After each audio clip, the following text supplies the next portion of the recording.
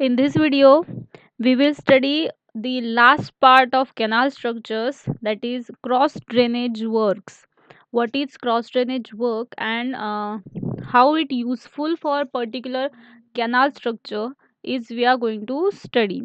Now first introduction for cross drainage work. A cross drainage work is the structure which carries the discharge of natural stream across a canal intercepting the stream.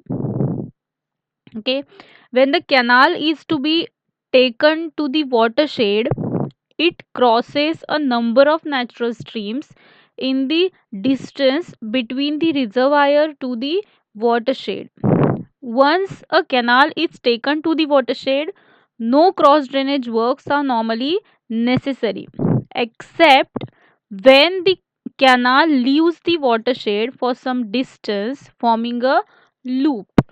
Okay, cross drainage work, that means the it is a normal structure. I guess you have seen this structure. This structure is a structure which carries the discharge of natural stream across a canal intercepting the stream. Okay, that is your cross drainage work. When you're crossing some natural stream to canal, then the cross drainage work is to be provided. However, when the canal is aligned as a contour canal, a number of cross drainage works are necessary. Cross drainage work is generally a very costly item and it should be avoided. And as far as possible, the cross drainage work CDW is avoided because it is a costly item. Now, the it can be eliminated by the diverting of one stream into another stream, or changing the alignment of canal so that it can so that it crosses below the junction of two structures, two streams. We can change the alignment of canal so that it crosses below the junction of two streams. Okay, now this is about the general introduction of cross drainage work.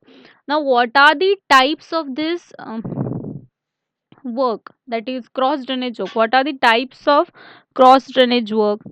There are nearly four types, three types of cross drainage works. First is cross drainage work carrying canal over the drainage. Okay, these types are depending upon the relative levels and discharges. Okay, these types are depending upon the relative levels and discharges. First is cross drainage works carrying canal over the drainage.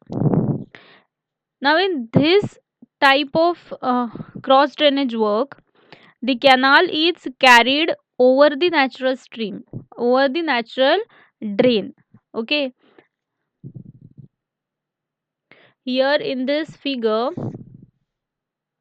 it is shown that the canal is carried over the natural drain. Here the dotted portion shows that the drain is below the canal. Okay, so the advantage of such arrangement is that the canal running perennially is above the ground and it's open to inspection. Okay, also the damage done by floods is rare here.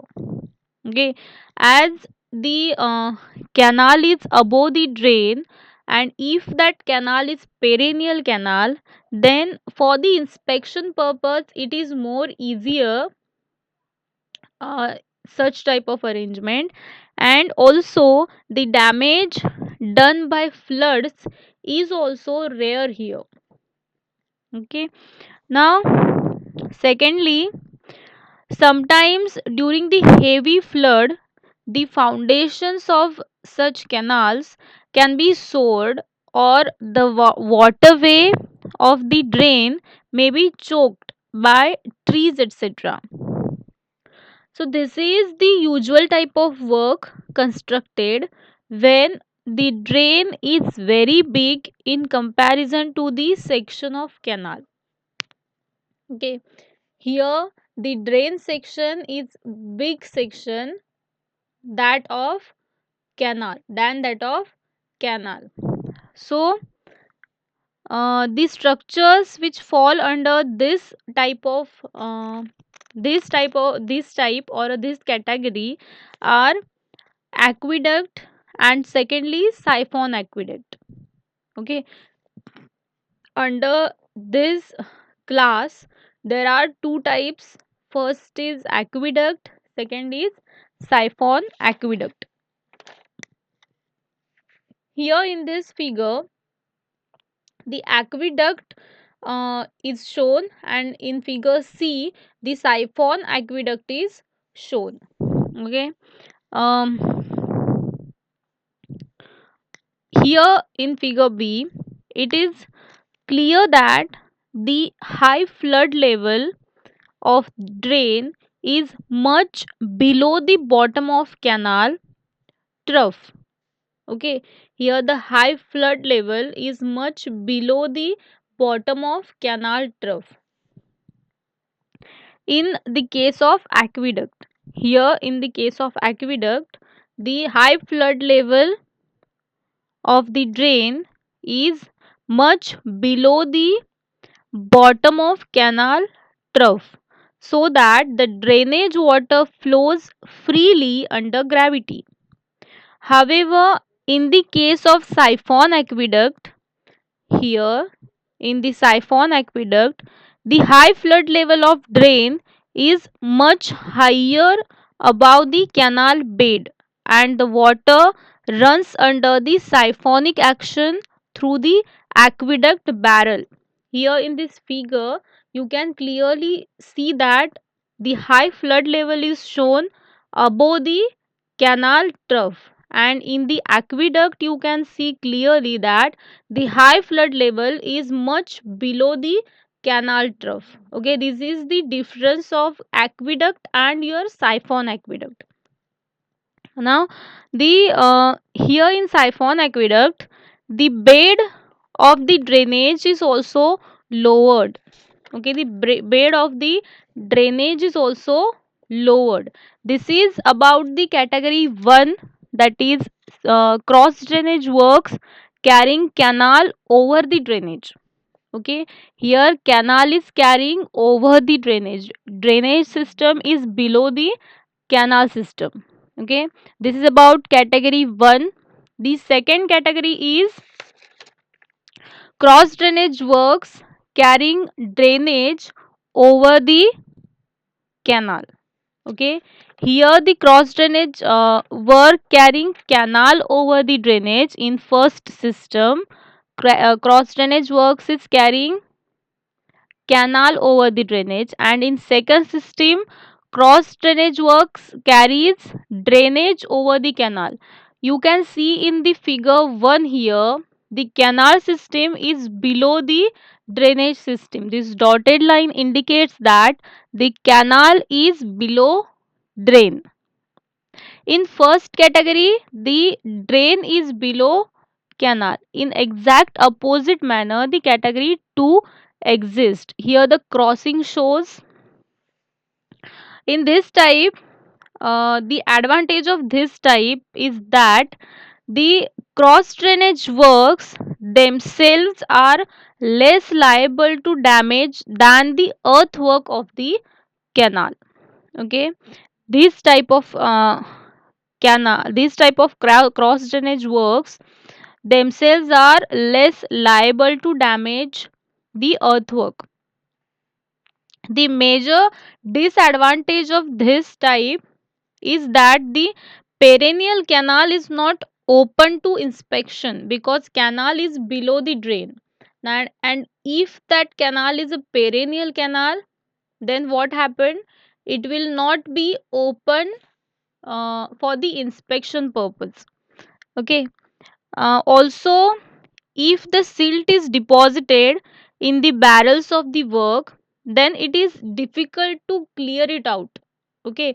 If in the canal the silt is deposited or siltation occurs, then it is difficult because the drainage system is above that canal system. Okay. So inspection purpose will also inspection purpose, and also the clearance of the silt is also affected due to this type of CDW, that is cross drainage work. Now the structures which fall over this type or fall over this category are again two types.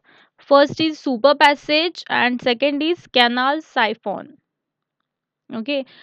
In first type there are two, aqueduct and siphon aqueduct.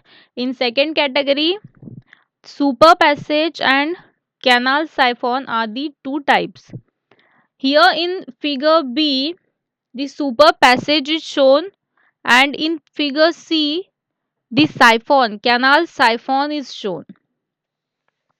Okay, super passage is similar to an aqueduct, except that in this case the drain is over the canal. Okay, here you can see that, I'll show you the first diagram.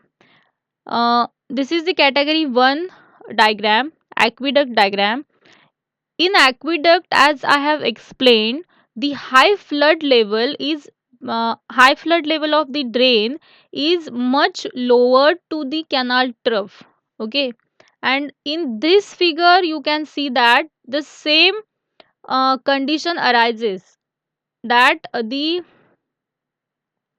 HFL is, here the HFL of drain is shown and here the FSL of canal is shown. Only the difference is that the drain is above the canal.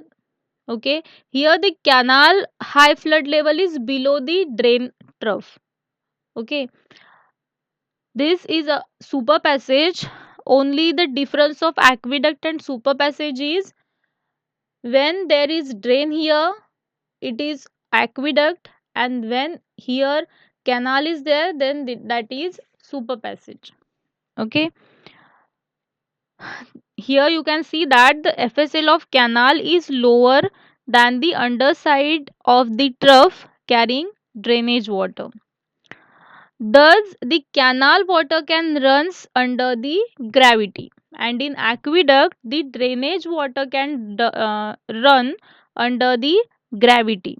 Now in figure C you can see the siphon aqueduct, or simply siphon. In this case the levels are such that the FSL of canal here is much above the bed level of the drainage trough. Here the bed level of drainage trough is much lower than the FSL. The canal bed is lowered and a ramp is provided at the exit so that the trouble of silting is minimized. Okay, here the ramp is provided at the exit so that the silting can be provided.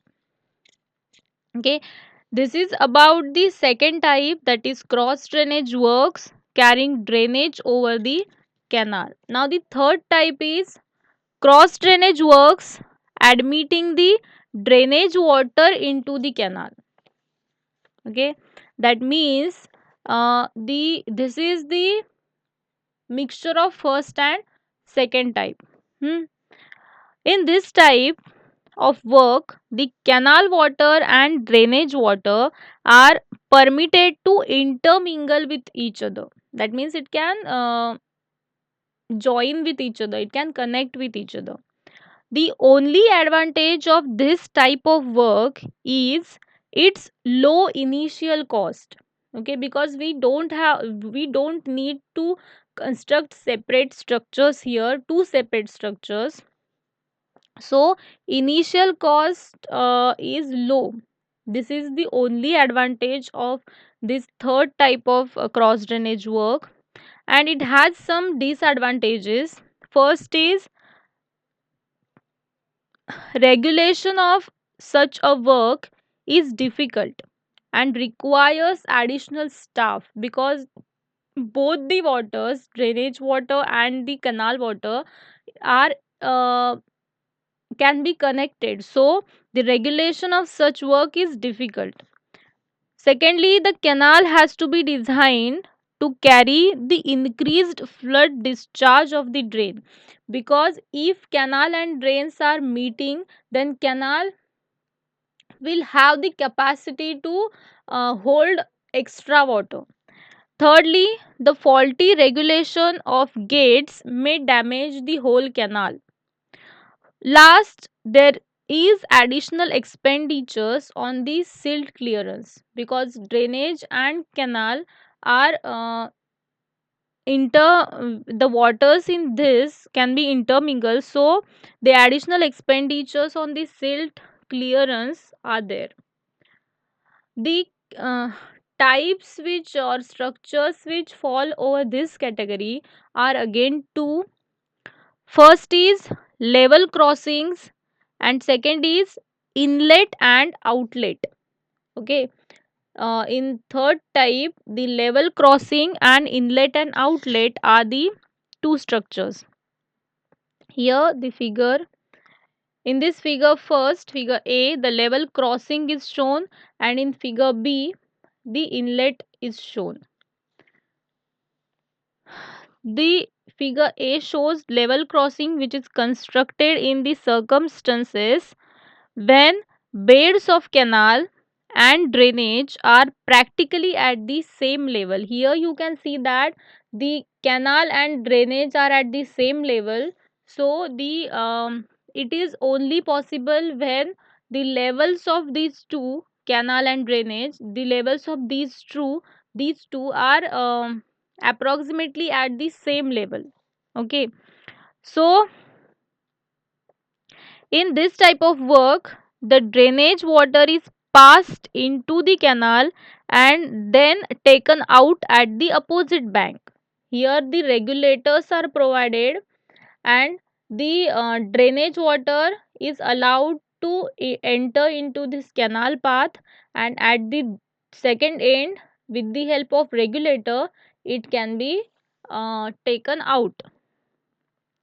The work consists of this type of work consists of construction of crest with with its top at the FSL of canal at the upstream junction of the canal here. Secondly, the provision of head regulator across the drainage at downstream junction. Here you can see it. Now when the drainage, and also the provision of cross regulators at the downstream junction of drainage. Okay,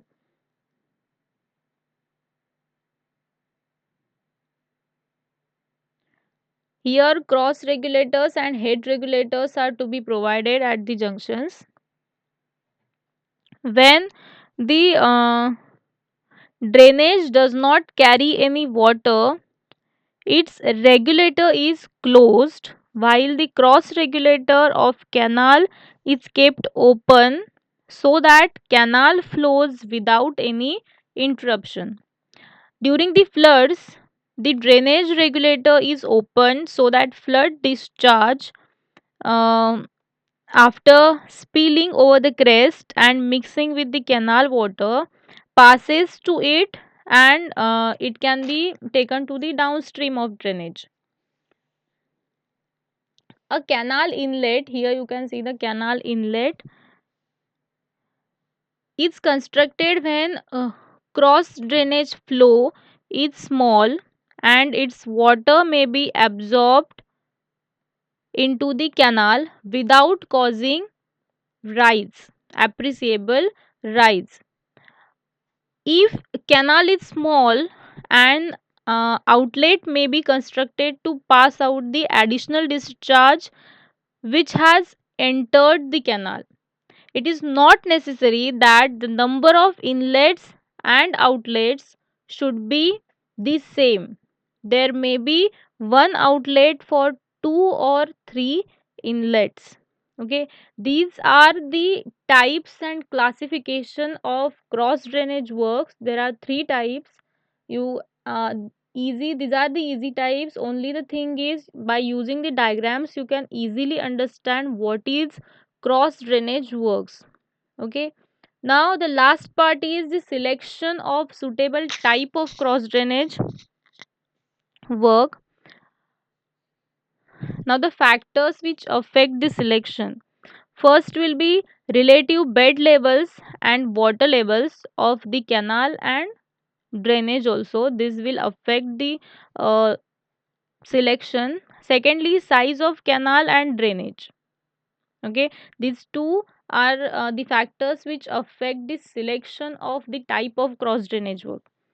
Now the considerations are: when the bed level of canal is much above the HFL of drainage, so that sufficient headway is available for the uh, floating and also for the structural elements of work, an aqueduct is the choice. Okay, when such type of condition occur, then we can choose for the aqueduct. Similarly, if the bed level of drain is well above the FSL of canal, then the super passage is provided. Secondly,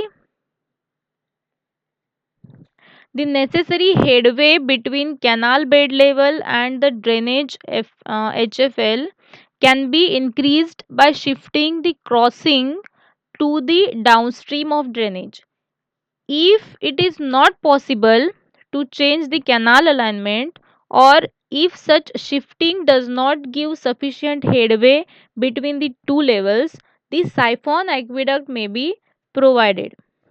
Okay, third is when the canal bed level is much lower but the FSL of canal is higher than the bed level of drainage, then the canal siphon is provided. Now lastly, when the drainage and the canal crosses each other practically at the same level, level crossings may be preferred. Now this type of work should be avoided as far as possible, but we can provide it at the same levels when these two are at the same levels. Now the considerations governing the choice between aqueduct and siphon aqueduct are: the suitable canal alignment, suitable soil available for bank connections, and nature of available foundations. Okay, this is the last part of the module canal structure, that is cross drainage works. This is very easy part. I hope you understood. This ends the module canal structure. We'll move further for the next module in next video. Thank you.